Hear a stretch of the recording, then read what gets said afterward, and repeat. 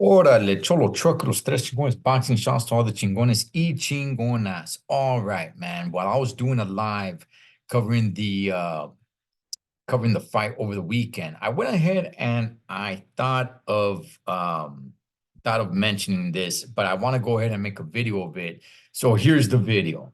And that is what fight, should happen this year. Well, one fight that I do find interesting is one Mr. Jake Paul. Yes, I understand a lot of people don't like him. I understand a lot of people don't consider him a real boxer. That's fine. I'm not arguing that. Hate the guy, say that he's a disgrace, say that he embarrasses boxing, he's an embarrassment to boxing. I don't care. That's fine. That's fine. Okay.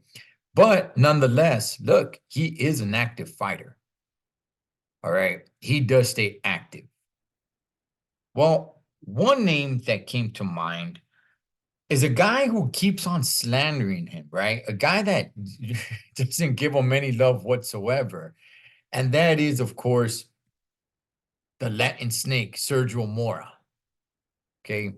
Now, I think this would be interesting to see these two guys go at it. Sergio Mora has been looking for a big payday. He has. He's, when Oscar was hinting to get back into the ring, Sergio Mora wanted to throw his name in the hat.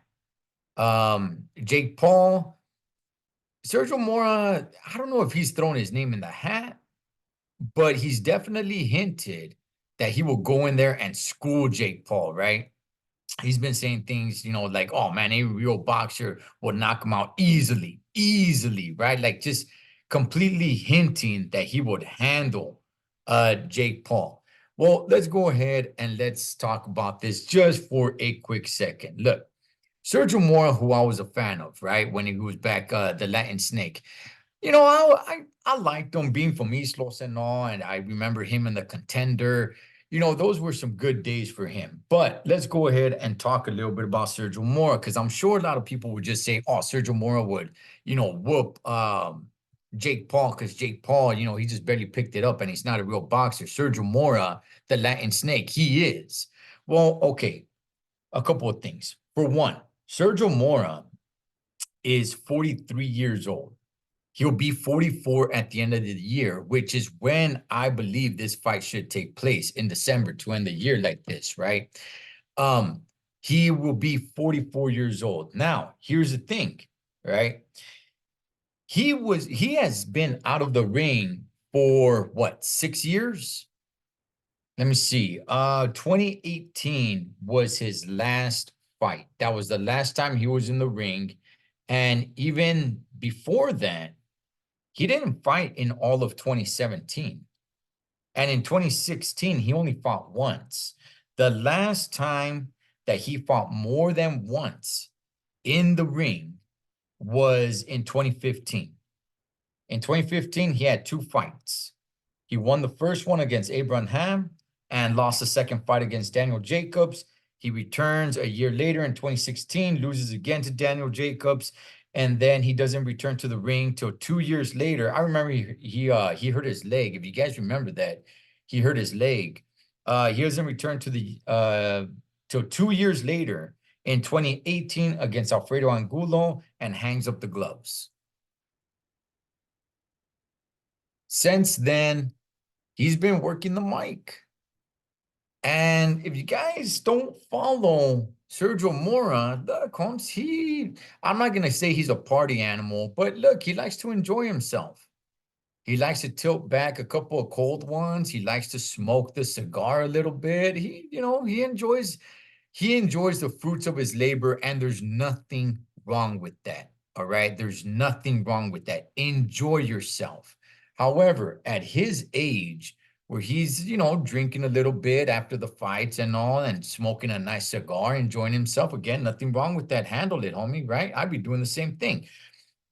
But he's not in his, 20s where his body is just going to recover from that with the snap of a finger. No, he is in his 40s. So that's going to take a bigger toll. You got Jake Paul, who's a younger guy, and by the way, a bigger guy. and we'll get to that in a bit. He's a bigger guy as well, and he is active. Whether he's fighting real fighters or not, that's not my point, but he is active. And he is a younger, fresher guy. So the size thing, Sergio Mora has what 29 wins. Only 9 of those are by knockout. Okay. Only 9 of his 29 victories are by knockout. Not to mention that he's been stopped twice. I like Sergio Mora. I was a fan of Sergio Mora. I was a fan of Latin Snake. However, if we're going to be real, he was never great. He was good. You know, he was a solid fighter, but I never considered him, one of the greats. And look, he's been working the mic and having a couple of drinks and smoking a cigar with, Todd Grisham and, Chris Mannix, which is cool, which is fine. Again, I don't want to make it seem like I'm saying anything bad about the guy. I'm sure he probably hits the bag a little bit here and there, goes out for a run to try to keep himself in some shape. But what do you guys think? Do you guys think this would be somewhat of a good matchup if these guys meet at the end of the year?